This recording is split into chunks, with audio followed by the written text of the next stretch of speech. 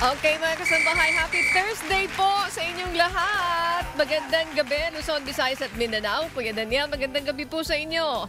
And this time, for several days na hindi natin nakasama mga kasambahay. Finally, today, the singing lawyer, walang iba kundi si Attorney Nat Gancayco is with us now. Attorney, magandang gabi po muli sa inyo. Good evening, Miss Annie. Good evening po sa inyong lahat. Good evening po kay Kuya Daniel Razon. Thank you so much, Miss Annie. Na-miss ka namin, Attorney Nat. I missed you so much and I'm so happy to be back here. Thank you very much. Monday up to Wednesday, Miss Jackie. Yes, oo nga. And I understand tomorrow. Tomorrow, magkasama tayo. Maraming Yes. salamat. Alam mo, Attorney Don, ngayong araw na ito, doon sa mga nakikinig at nanonood, standby lamang po kayo. Mayroon kaming importanteng tatalakayin ngayong gabi. Yes, Attorney? Yes, Miss Annie, kamakailan lamang po ay natunghayan po natin ang kwento ni Nanay Juanita. Nasa kabila ng kanyang katandaan ay patuloy na naghahanap buhay sa pamamagitan ng panghihilot, Miss Annie. Ngayon naman po alamin natin ang sorpresang handog ng serbisyo kasangbahay para po sa kanya.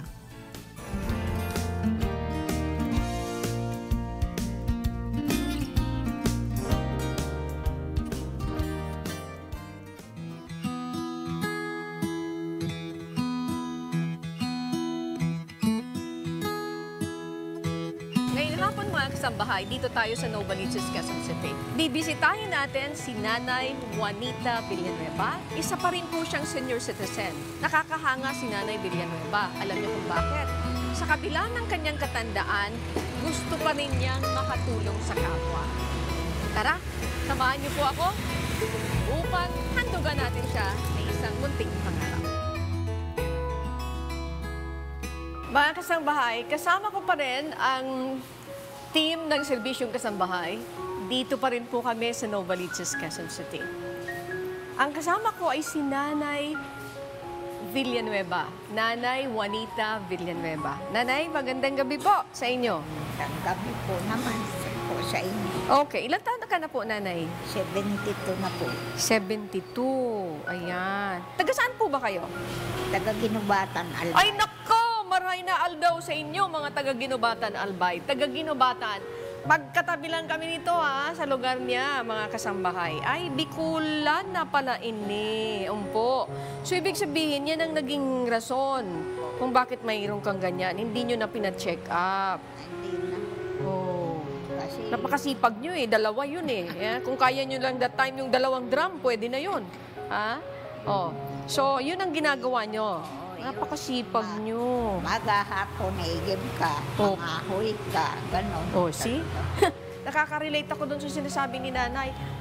Mag-igib ka, mangahoy ka, kukuha ka ng kahoy yung panggatong.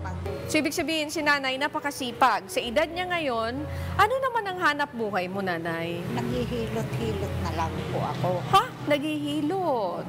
Panghihilot kayo. Opo. Magkano naman bayad sa inyo sa paghihilot? Minsan may magbigay 20, 50. Oh, I see. Ilang taon na po kayo naghihilot? Mayroon na sigurong 30 years. Tingnan ko nga, Nanay, ganunin mo nga. Tingnan ko yung alam mo, titingnan natin. Sa ano pa lang, lapit lang kayo dito, Nanay. Kasi yung director natin, sabi niya, naiba tuloy yung Kaya, ang galing, ang ganda. Hawak pa lang niya, ho. Oh, hawak pa lang niya. Kahit na ganito na yung edad niya, masarap yung hawak niya po, mga kasambahay, dahil malakas ang pagpisil, mga kasambahay, pero swabe siya. Yan. So, 30 years na kayo naghihilot. So, yun ang hanap buhay ninyo. Asan nga pala yung asawa nyo? Wala na akong asawa, 1998 pa. Hindi na kayo nag-asawa? Hindi na. Parehas tayo byuda. Maglingkod na lang. Salamat sa Diyos. Nanay, dahil dyan, may munting sorpresa sa iyo ang segment ng Senior Moment ng Serbisyong Kasangbahay ni Kuya Daniel Razon.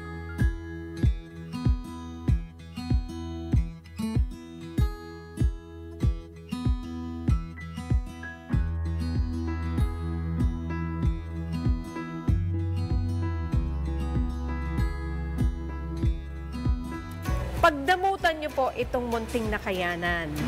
Maraming salamat po. Nakakatuwa si Nanay. Masyado siyang masayahin, ha? Ilan ang height niyo, Nanay? 40. 411. 411 daw. Ayan. Alam mo kung bakit nagkaganon si nanay? Dahil sa sobrang sipag, hindi na siya tumangkad pa. Ayan. Sige nanay, kaway naman po kayo. Maraming salamat.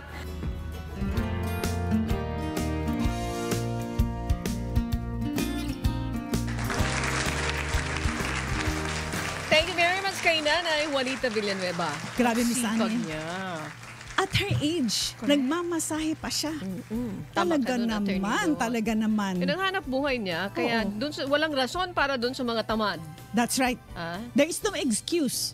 Okay. Look at her, di ba? That's correct. Look at her age. Sige lang, basta kaya pa niyang gawin, gagawin niya. Ayan. At talaga namang, I think she is a very good choice na matulungan natin. Salamat po sa Diyos. At pagdamutan niyo po ang naipagkaloob ng serbisyong kasangbahay ni Kuya Daniel Rason. Hindi naman niya ini-expect yun na isa siya sa mga mabibigyan that time. Maraming salamat po, Nanay Juanita Villanueva. Yes, and Attorney thank Nat? you kay Kuya Daniel Razon. Okay, attorney, ito may tanong ako sa iyo. Paano natin malalaman kung ang isang produkto ay peke? Ay, nako, maraming paraan. Bukod sa malaking epekto nito sa ating ekonomiya, Attorney Dot, ano pa ba ang panganib na dala nito sa ating kalusugan? Ano-ano naman ang magiging pananagutan ng isang taong napapatunayan o mapapatunayang namimeke o gumagawa po ng mga peking produkto? Yan po ang ating pag-uusapan sa pagbabalik po ng serbisyong kasangbahay ni Kuya Daniel Rason with Attorney Dot Gancayco.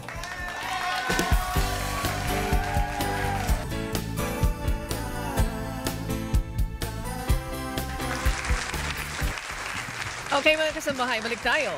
Alam mo, Attorney Dot, imitation, hoax, mock-up, copycats. Ilan lamang yan po sa mga salitang tumutukoy sa pagiging fake o peke. Kaakibat ng salitang ito ay ang bilyong-bilyong mga halaga ng mga counterfeit o peking produkto na pumapasok po sa ating bansa. Katunayan, 43 bilyong halaga na mga peking produkto ang nasabat ng mga otoridad noon po lawang na 2018. Tumaas ito ng halos 188% kumpara naman po sa 8.2 billion confiscated fake products noong 2017. Ayon po sa Intellectual Property of the Philippines, nangunguna sa mga pinipeking produkto ay ang sigarilyo at alak. Pumapangalawa ang pharmaceutical at personal care products. Ang nakakaalarma, nasa 3.3 million pesos ang halaga ng mga nakumpiskang peking pagkain naman na masama sa kalusugan ng tao. Ang nakakalungkot, maaring umabot sa $2.81 trillion ang halaga ng mga peking produkto pagsapit po ng taong 2022. Ito ay ayon sa International Chamber of Commerce. Ano-ano nga ba ang pananagutan ng mga taong ang hanap buhay ay mandaya ng tao? Iyan po ang ating tatalakayin kasama ang Director General ng Intellectual Property Office of the Philippines. Papakilala ito, magkaibigan silang dalawa. Attorney Dot, to the honors please, go ahead. Yes, siya po ang Director General ng Intellectual Property Office of the Philippines, no other than si Attorney Josephine Santiago. Good evening po, ma'am. Good evening po sa inyong mga viewers at tagapakinig at sa inyong dalawang bilag. This is your second time Second here. time. Yes, thank you very much. Alam niyo po, Director, magkaibigan talaga kayo. Imagine, even the color of the... Actually, ang kaklase niya yung husband ko, si Papa Go. Okay. So, I'm sure Oh. nanonood si Papa ngayon. Hello, Papa Go. Talaga? I'm Hi, with your Attorney. classmate. Hi. Oo nga, doon pa lang sa makeup room, talagang chika talaga. No po?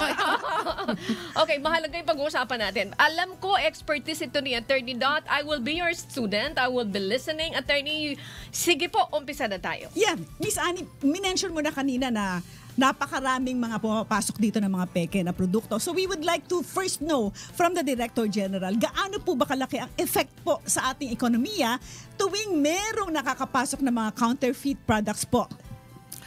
Ang isang kampanya namin laban sa counterfeit ay aming pinaiigting sapagkat ito ay may malaking economic impact. Pagka ang isang bansa ay pinapasukan ng mga fake goods, maaaring magkaroon ng impact sa tax na dapat sana ay natatanggap ng gobyerno kung lehitimo ang negosyante na at ang negosyo nito. Ang mga fake at manufacturers at saka importers, definitely nakatago po sila. So hindi po yan nagbabayad ng mga tamang buwis kung nagbabayad man sila at all, no? Pangalawa, may impact din siya sa mga ating mga workers. Dahil sila ay nakatago, maaring ang pasahod nila ay hindi tama. Kaysa dun sa isang lehitimong nagninegosyo ng mga produktong to. So, ano ang ibig sabihin nun? Pag hindi tama ang pasahod, ang mga tao natin ay hindi properly compensated, mas iba-iba ito sa pagka legitimate ang businessman, no? Pwedeng habulin o kaya pwedeng magreklamo sa Department of Labor and Employment. Pero itong mga to talagang hindi ito nakalantad. At ano pa ang epekto? Ang resources ng gobyerno sa enforcement, for example, ito ay sayang ang ginugugol dahil sa paghahabol lamang sa mga peke.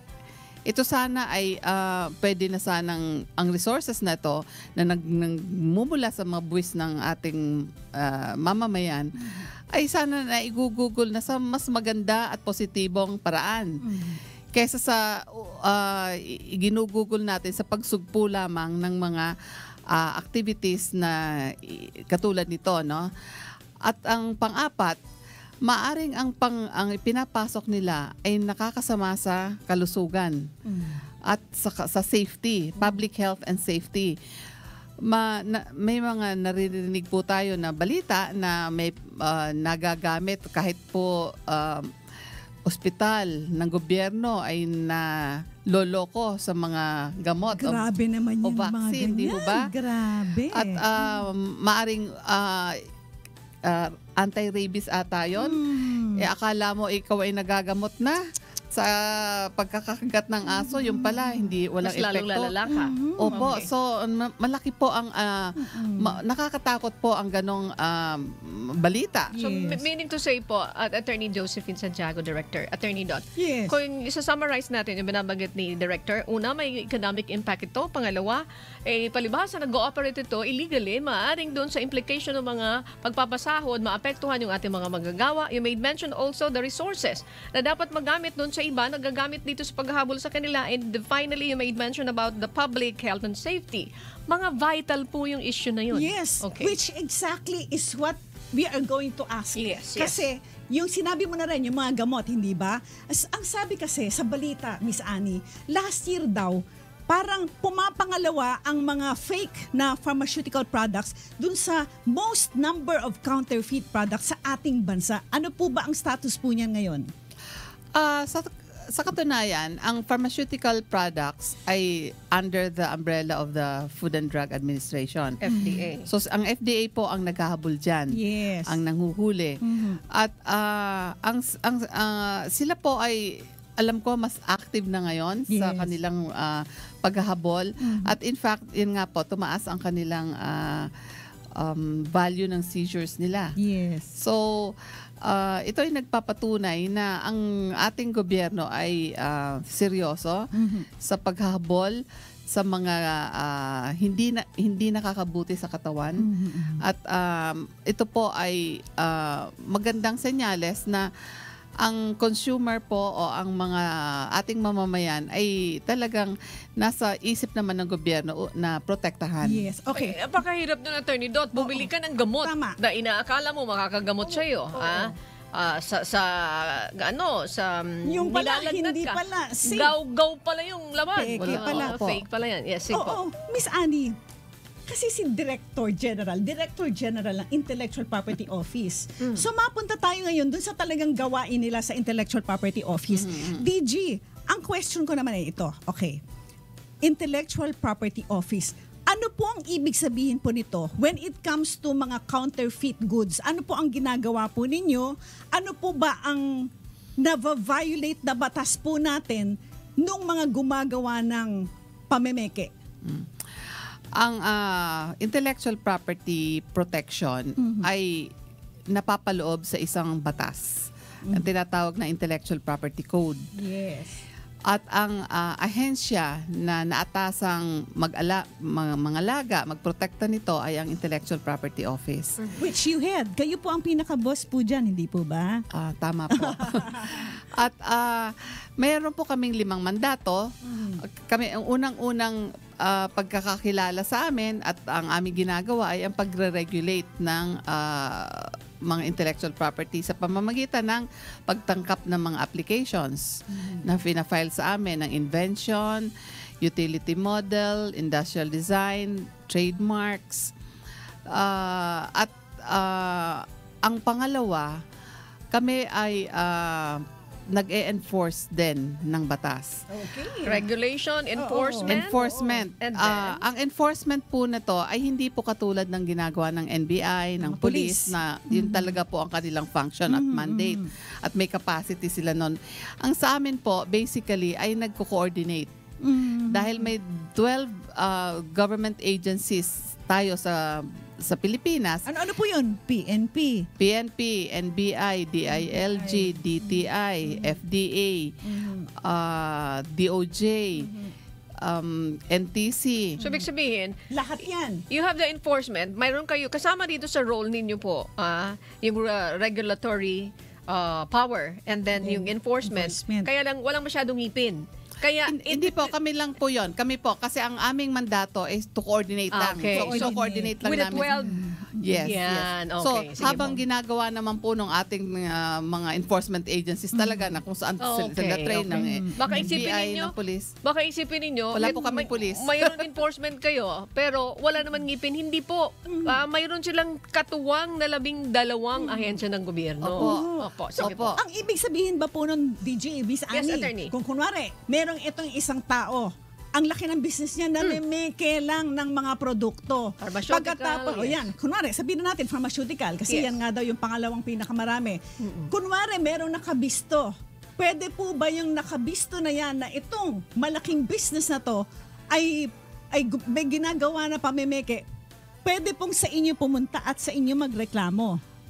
Opo, ang pwede pong pumunta sa amin ay yung may-ari mismo ng, kunyari, kung trademarks ang na-violate, pineke yung pangalan. Pineke yung gamot. Yung Pangalan. yung pangalan Ginamit ng yung gamot. pangalan. Oo. Opo. Tapos peke pala. Opo, yun pala, hindi pala. Hindi pala. Pwede po magreklamo yung may-ari, yung totoong May-ari. rehistradong may-ari sa amin po at sa korte. Eh, paano kung hindi po nagreklamo yung totoong may-ari? Gobyerno lang. Pwede po ba yun? Hindi yan po Walang ang aksyon. yan po hindi naman po sa walang aksyon kundi ang batas po kasi natin ang intellectual property ay complaints ay ini-initiate lamang ng may-ari. Nung may-ari. Okay. At pero ang gobyerno, halimbawa po ang DTI wala namang hindi naman hopeless kasi pwedeng may violation pala siya ng Consumer Act. So, titingnan po nila mislabeling, misbranding. Okay. So, pwedeng pumasok doon at pwedeng ireklamo sa DTI.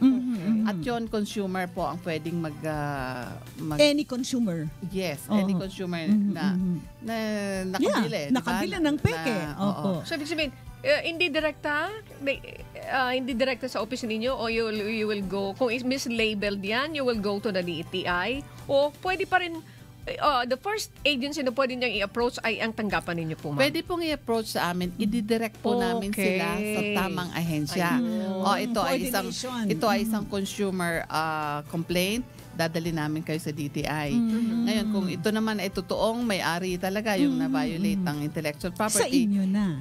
i-direct namin sila sa NBI or sa PNP. Depende po sa kung anong gusto po ng may-ari. Okay. So hindi po kami yung pupunta sa isang warehouse. Hindi po kami yon kasi wala po kaming police, wala po kaming yung police doon na natin ibigay kasi mas trained sila doon eh. So Pero doon sa panguhuli na doon, nandoon yung presence ng tanggapan ninyo po? Or kahit na hindi na kayo isama? pwede pong hindi kami kasama. Meron pong mga instances na gusto po ng may-ari na may representative kami. Okay. So, Pwede rin sumama. pwede po yung gan. Pero, isa po pong powers namin, isa sa mga powers namin ay yung visitorial power. Ibig sabihin, kung may nag-complain at sabihin na meron doon sa Mall A ng mga peke doon na sapatos, pwede ba ninyong i-verify? Pwede. Magpapadala po kami ng mag-surveillance at titignan po kung i-verify. Pag kami At pag peke, may totoo opo, po, oh. pwede i-coordinate namin sa may-ari na meron doon sa lugar ninyo na ganito raw. Kahit may nasa abroad. Kunwari yung mga branded shoes na Okay. mga I think, mga attorney, it's takbo-takbo. good thing that you mentioned that. Pwede natin, kahit na maiksing panahon lang, yung fake na mga sapatos, pero yung pangalan branded. Oo. Ito naman po ang realidad. Laganap ito, di ba po? Kahit Alam saan naman ka pumunta, natin. kaliwat kanan dyan. At Pumunta ka makakita lang dun sa Exactly. isang mall dyan. That's correct. So, dito po ba, ma'am, paano to? Halimbawa, pag isinumbong sa inyo, immediately, kailangan yung puntahan. Yun nga po. So, kailangan merong written, siyempre, kahit by email lang o kaya written report. Kailangan magreklamo pwede may- din yung may-ari. Opo, kasi, kasi ito ay client or complainant based. Okay. So, ibig sabihin Pero mo, pwede nyo po if bang there's kayo ang complaint- Pwede rin magsabi po. sa kanila? Pwede rin po sa aming pag-ikot at makikita namin na doon sa lugar na yon meron. Pwede na, kailangan i-coordinate namin sa may-ari nga. Kasi sila lang ang may karapatan sa batas na pinatutupad namin ang pwedeng magreklamo. Hindi pwedeng motoproprio na tayo sa sarili nating... Kaya naman pala, kasi Miss Annie, di ba, pumunta ka doon sa isang mall dyan. Ang daming peke nung bag. Alam mo yung mahal na bag, di ba? Pero nandyan lang sila. Pero, Siguro attorney, hindi parang nakikita nagre-reklamo. ko dito, parang, teka muna, ano po, itong mga kasama ko dito, parehas magagaling na abogado. May naisip lang ako, attorney. Sige. Nang dahil dyan, parang, I don't know kung tama yung pag-interpret ko dun sa sinasabi. Kasi, hindi naman, kapag walang nagre-reklamo, hindi masyado yung pag-akto ninyo. Kasi kayo naman po, di naman kayo nakakaligid. Mayroon bang pumipigil sa batas niyan? Ganito po O yan. kailangan mag-amend tayo ng batas Ayan para po. magkaroon ng ngipin? Ganito po Good yan. question, Miss Annie. Good question. Ganito po yan. Kami po sa gobyerno, lalo na sa Intellectual Property Office, wala po kaming karapatang sabihin, iyaan ay fake, ito ang I genuine. see. Sapagkat ang nakakaalam po, Ay, ng yung may-ari. yung may-ari. Karamihan po sa mga merong brand niya na mga mamahalin, may mga secret markings po yan. At sila lang po ang nakakaalam. Kaya Rightly so, kailangan diba? sila ang magreklamo. Sila ang magrereklamo kasi Okay. hindi po namin alam kung totoo ngang fake. At isa pa, palagi ko rin itong binabanggit and explain. Pwede rin kasi yung may-ari at total maliit na market yan. Okay na yan. Wala silang pakialam. Okay na yan, kasi hahabulin ko, aabutin tayo ng...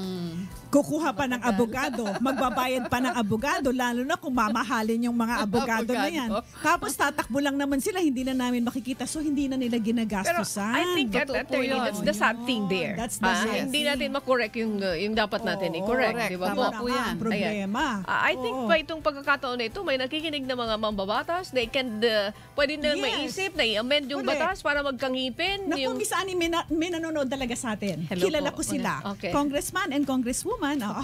So dito nakikita natin, attorney, may nasisilip tayong problema. But as we go on with this Yes.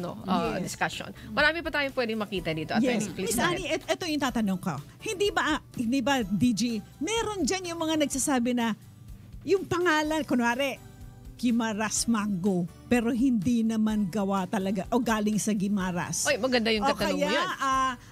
ano pa ba yung mga pansit Malabon, pero hindi naman gawang Malabon. Ayan, anong tawag dyan?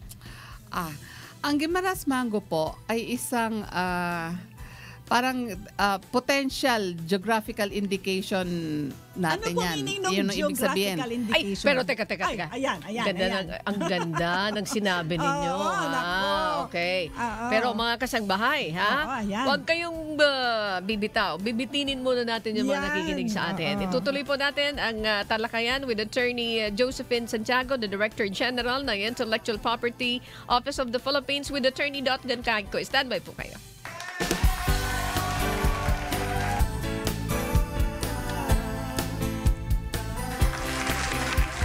Attorney Dot, balik muli tayo dito sa programang Serbisyong Kasambahay ni Kuya Daniel Rason with Attorney Dot Gancayco. Kasama pa rin natin si Director General Josephine Santiago. Itutuloy po natin a while ago, mayroon kang tinanong about the mango. Oo, Yes. Gimaras mango na hindi naman galing sa Gimaras. Anong tawag sa ganun? Di ba parang peke din yun? Ano yung masasabi mo, DG? Parang papasok yan sa false designation of origin. Okay. False? So, ang false designation Of Okay. of origin. Ang sinasabing origin yan, Gimaras.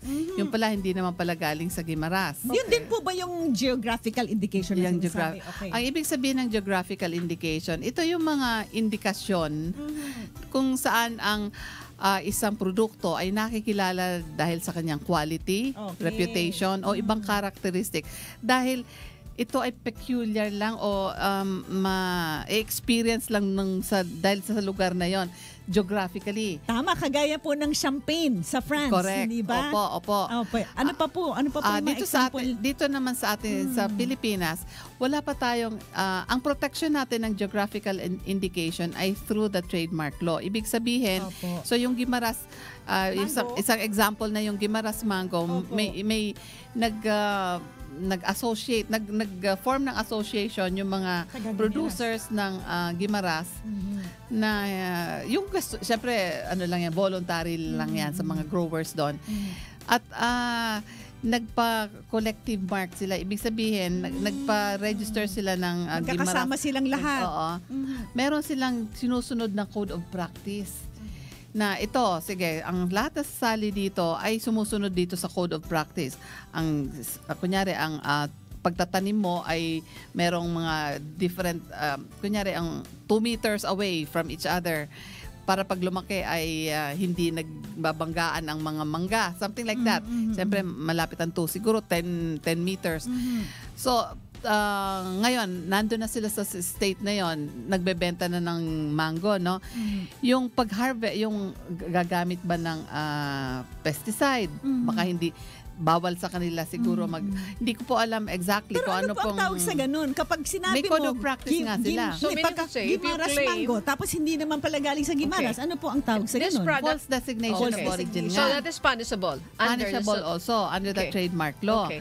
So In that particular example, ano yung punishment niyan as far as your office is concerned, ma'am?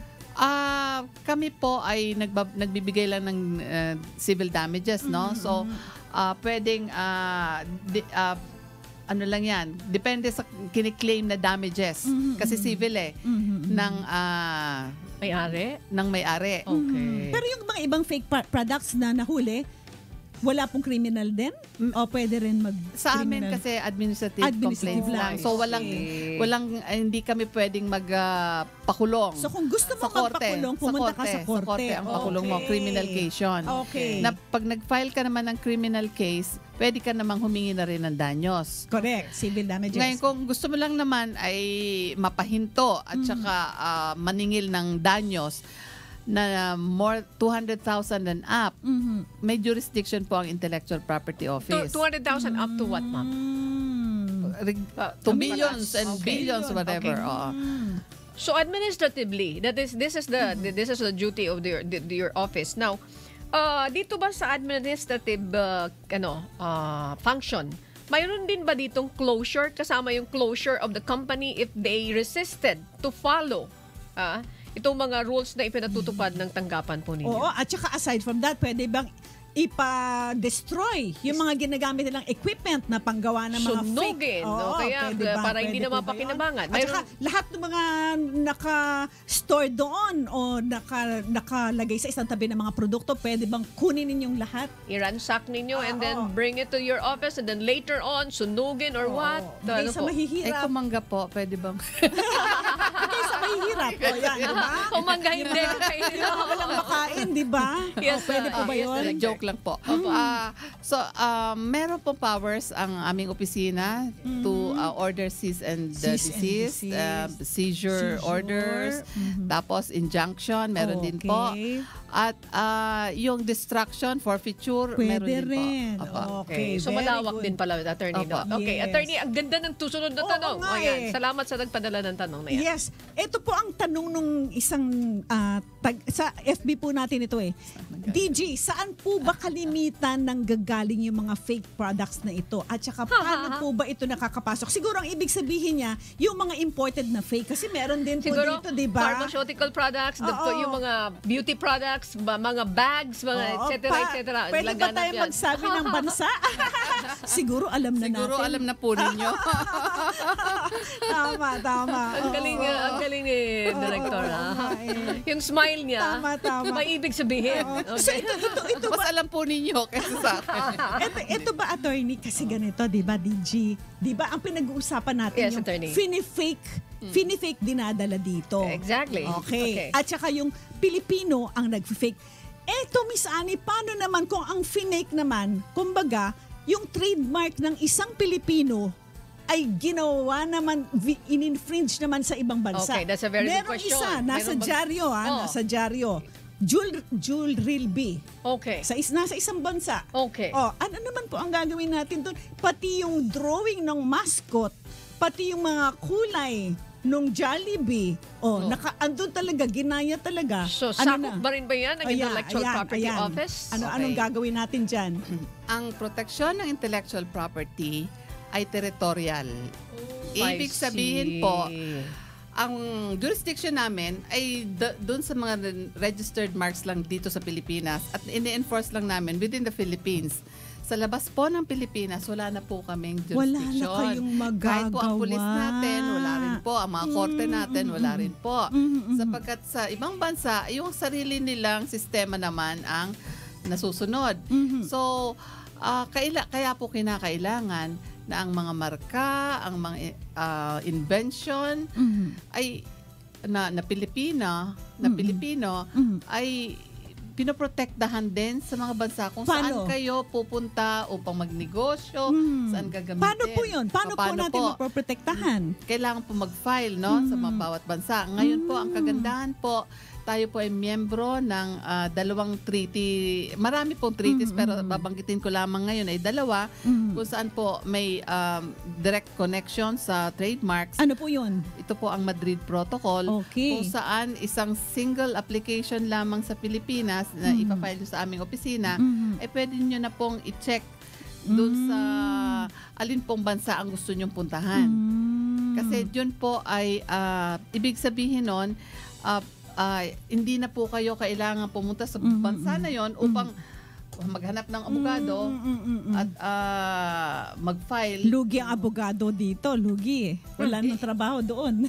Ganon din naman sila. dito. Ganun din dito. Ayan nga. Wala nang trabaho yung abogado dito. Pero Pero pwede rin, through your, kung meron kayong yung mga law firms dito, merong mga ang tawag doon, counterparts. Yes.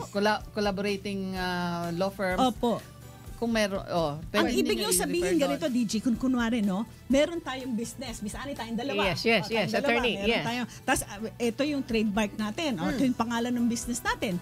Pagkatapos, Halimbawa, gusto na- Dot Annie. Dot sige. and Annie. Sige. Sama natin ano si pa, mga Jong. Shoes and bags. Dot Annie and Jong. Shoes and bags. Okay.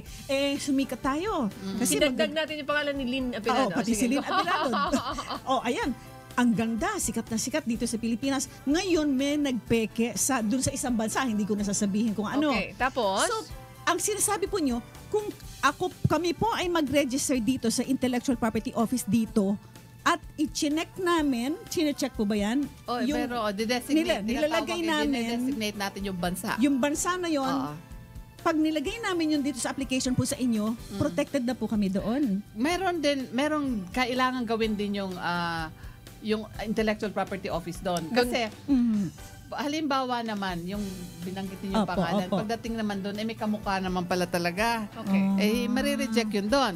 Okay. Eh, pero kung wala, Pero kung wala, pwede pong Okay. ano po yun. Kung walang mag-o-object pero doon, sino po walang mag-aayos mag-oppose. doon? Sino mag-aayos yung IPO nila? Under the treaty, may nagkakaroon po ng automatic registration. okay. Pero merong period po 'yan. Yun po ang kagandahan doon sa treaty na 'yon. Kapag walang nagreklamo within a certain number of period within a period of time, magiging registered siya doon. Doon sa bansa How na many yun. countries po na kabilang? Ngayon? You might mention about the treaties. Ilang mga bansa ang kasapi doon? Kung di po ako nagkakamali, mahigit ng 100 Oh, di Ayun naman countries. pala. Opo, Eh, siguro opo. naman yung Oo. bansa na yun, member naman nun. Yung ano? ASEAN, yung mga ASEAN Oo, countries opo, natin. opo. Halos lahat po ng ASEAN ay member na po ng Madrid Protocol. So, kung yung mga MSMEs natin at pupunta ngayon sa gusto mo na i-test yung ASEAN market, so pwede pong gamitin ang Madrid Protocol. Ganon din po ako invention. Pero ang treaty naman na tinatawag doon ay Patent Cooperation Treaty. So, single application dito, i-designate mo, pupunta ho yon after 30 months, pupunta ngayon yun sa mga bansa kung saan kayo nag-choose na pupuntahan para i-protect. Ang kaibahan doon sa patent, sa trademarks, yung sinabi ko kanina. Patents po pag invention, ano Invention, po? Opo, opo. Yung trademark, sinabi ko, pwedeng nag-automatic registration yan, pero hindi po ganon ang invention.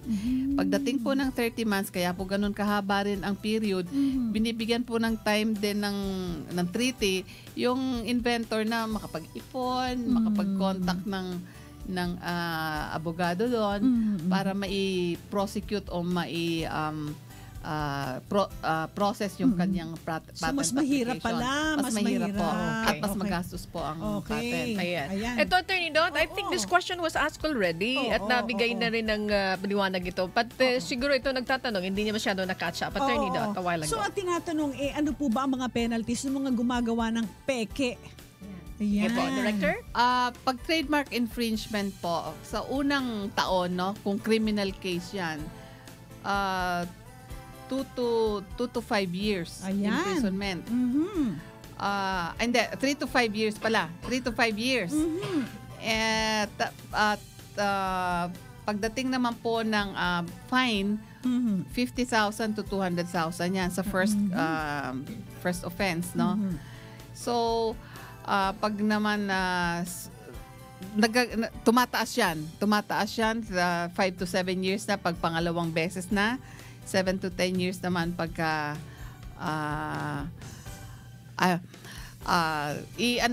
ayusin ko lang, no? Sa ngayon, 2 to 5 years. Okay. Isang First- range. First offense.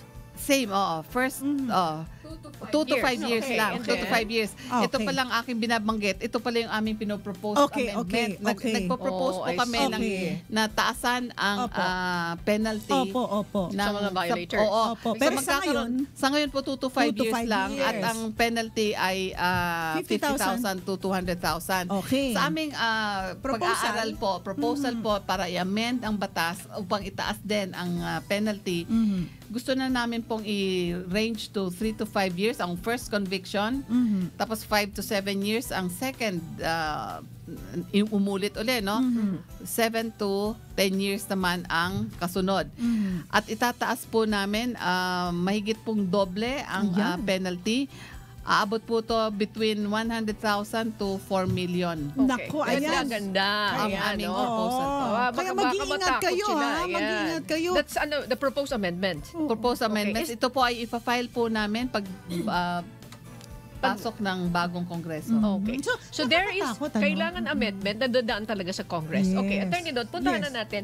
Well, there is a need to intensify the campaign para ma-stop or to curb the proliferation. Lalo Ito na mga yung fake. yung mga gamot, Miss Annie. That's correct. Yan talaga unforgivable talaga yan. Tama yung sinabi Oo. mo, attorney. Akma yung word mo, unforgivable. Unforgivable. Imagine, kung yan lang ang pera mo, ay naakala mo na makagagamot yon. As mentioned a while ago, sinasabi natin, there is a need. Ma-intensify mo yung campaign. Ma-curb yung proliferation ng mga fake medicines, etc. Ano po? Wellness, beauty products. That's correct. Oh. May we know from you, Director, kung at this point, ano yung mga programs na in place sa inyong Yes. tanggapan? Correct. As of now po, aside from the coordination programs and efforts namin with the 12 agencies, as I speak now, no, nando po sila ngayon sa Tagaytay, yung 12 agencies, at gumagawa po sila ng annual planning nila. So, ito po ay marami po silang tinitingnan ng mga programa magmula po sa increasing public awareness, pati sa protection, and up to, of course, the enforcement part, no? So, bakit sa enforcement, importante ang public awareness? Kasi karamihan po, bumibili dahil hindi po siguro talaga nila alam na masama. Yun din namang gumagawa, hindi rin maaring alam, no, ang na masama ito. Kaya po ang aming isang approach ay i-educate yung public. Ipakilala, alam at ipaintindi kung anong ibig sabihin ng intellectual property at anong mga karapatan ng mga may-ari nito. Correct. Sapagkat sila po ay pwede rin, hindi lang naman sila habang buhay sigurong consumer, baka pumasok din sila sa negosyo, so gagamit din sila ng trademark. So, ibig sabihin, malalaman din nila kung anong karapatan nila, no? Ang may-ari po ng trademark, for example, ay pwede po niyang i-prevent ang paggamit ng third party o ng ibang tao ng kanyang marka, sapagkat ito ay kanilang Exclusive right. exclusive rights, yes. And so doon din naman sa sa public, pag naintindihan mo ay may karapatan pala to, hindi, at kung ako naman ay napunta sa kanyang lugar o sa shoes, hindi irerespetuhin ko rin ang karapatan. Sapagkat kung ako yung nasa lugar nila, gusto ko ring respetuhin ang aking karapatan. Okay. Director General, Miss Annie, Yes po, nasabi mo yes. na rin yung pangangailangan ng batas. yes. Alam mo ako, ito, honest opinion ko, I think kapag ang peneke na ay gamot o kaya yung mga, can affect the health and well-being of a person, I think the penalty should be higher. Yung food, yung mga fake na pagkain na pwedeng masira ang tiyan, pwede kang mamatay dahil peke. So, I think the penalty should be higher. Okay. And Yung higher na yun, hindi naman yung shoot to kill. Just a Dapat joke. yung mga nakikinig po na congressmen. Parang gusto ni Attorney Dot, ganun nga. talaga. And Oo. dagdag ko po dyan, hindi lang po yung those affecting public health but also public safety. So makay ka ng, Yes. bumili ka ng pyesa ng sasakyan Na peke. yung Oo, tama. brake pads pala manipis, na aksidente. Public health and public Public health. safety. Correct. Yun po ang aming aim do sa aming proposed amendment ng code na hindi lang pataasin ang penalty, dodoblehin pa namin do sa dalawang area na yun. Yes. Okay. Very good. Alam mo, Ayan. attorney, siguro susunod. Kulang ang oras. Ulit natin Kulang ang ito. oras Imagine. talaga. Yes. Kasi meron pa siyang copyright. Meron pa siyang patent. Oo. Kaya, but at this point, Attorney Dot, hinga naman natin. Alam ko, Yes. baka mayroon pa tayong, alam natin, marami tayong mga hindi pa naitanong sa kanya. Yes. Importante Miss po. Lynn, balik natin si DJ. Ayan. Yung mensahe niyo po, ma'am, isama niyo kung ano man ang panawagan ninyo and reminder to the public. Please go ahead, Attorney Joseph and Yes, thank you very much for having the intellectual property here. And ang masasabi ko lang po, sana po ang ating karapatan na ang intellectual property rights ay isang uri ng karapatan ng pwede nating gawin, even our own. Kahit tayo po, may copyright po tayo, nagsusulat po tayo ng poem. Sana po, respetuhin din natin ang karapatan ng mga may-ari nito. So, sa pamamagitan ng hindi pag-patronize ng mga peke, at ang kahit po sabihin nating mura yan, pero maari pong nakakasama sa ating kalusugan at sa ating safety, no? Pwede ho bang mag-vlogging? Yes, go ahead po, Attorney Dot. Pwede- Attorney Santiago, please go ahead. Kami po ay pupunta sa Cebu sa March 18 to 21 na tayo, Monday to Friday, upang mag-conduct ng Mandatory Continuing Legal Education o MCLE na alam ng mga abogado na kailangang Mandatory. mandatory yan eh. Every 3 years yan. Bihirang-bihira po kami mag-conduct ng MCLE. At ito po ay hindi lamang basta MCLE, ito po ay intellectual property themed. So, yung 36 units na nire-require po ng Supreme Court ay ibibigay po namin sa pamamagitan po ng MCLE na to. At papunta po kami sa Radisson Blu, sa sa Cebu kung kami po ay may early bird registration pa, 18,000, 20,000 pag regular. So sana po i-avail ninyo yan. Bihira po yan at take advantage of that. Hindi po katulad ng ibang mga MCLE na nandyan lang po anytime. Okay. Ito po ay theme-based, kaya po sana i-take advantage Ay, nila. naku, pupunta ako dyan. Okay, yan. PG. Attorney, doon sa mga kababayan natin na magtatanong, siguro you have to Yes. get in touch with their office. Ano po? Yes. Attorney, pagpasalamat na tayo. Yes, thank you so much to our Director General ng Intellectual Property Office who's very busy. In fact, dapat nasa Tagaytay siya ngayon. Thank you so much, Director General. Thank you so much for having us and sana po sa uulitin Yes. para ma-explain natin mas marami pang bagay. Thank you. Maraming Thank salamat you. sa ngalan ni Kuya Daniel Rason with Attorney Gancayco. Thank you so much po. Maraming salamat, Thank you Director. so much, DG. Pinapaalala po namin muli ang schedules ng ating mga medical mission para po sa buwan ng Marso. Sa March 6 po, that's a Wednesday, sa Barangay Talon versus Talon V Covered Court, Apollo 4 Street, Las Piñas City. Sa March 11 naman po, that's a Monday, ADD Coordinating Center Local of Concepcion. March 13, Wednesday po yan, Plaza Fair Guzon, El Guerrero Street, Barangay 667, Zone 72, District 5, Ermita, Manila. On March 18, Monday naman po yan, ADD Coordinating Center Local of Panday Pira, Tondo, Manila. March 20, Wednesday po yan, Barangay Tonsuya sa Malabon po. March 27, Wednesday sa Leland Drive, Covered Court, College View, Barangay Balon Bato, Quezon City. Ang dami! Thank you, Marami Attorney talaga Dot. naman. Maraming salamat. Ang registration po sa nabanggit na schedules ay 8 o'clock in the morning until 11 o'clock in the morning po. Yes, Attorney? Ayan, ang bilis ng oras. Maraming salamat po sa inyong walang sawang pagtitiwala. Ako po ang inyong kaibigang abogada, si Attorney Gancayco. Thank you very much, Jong and Ms. Lynn Apinado. Of course, ang ating mga staff sa Serbisyong Kasambahay at sa UNTV Action Center. Kasama natin si Migs at saka si Aljan. We'll see you po tomorrow, God willing. Hayaan niyong kayong aming mapaglingkuran. Ano man ang inyong kulay, ano man ang inyong relihiyon, ano man ang inyong sektor o kalagayan sa buhay. Dahil iba po ang serbisyo kapag ito ay serbisyong kasagbahay. Attorney Ruth Soriano, kay Ate Arlene Rason sa lahat ng ating dito. Magandang gabi. Muli sa ngalan ni Kuya Daniel Rason, ako po si Ana Rentoy. Miss Jackie Aquino, magandang gabi. Attorney Dot, thank you very much. Salamat sa Diyos and to God be the glory. Bye!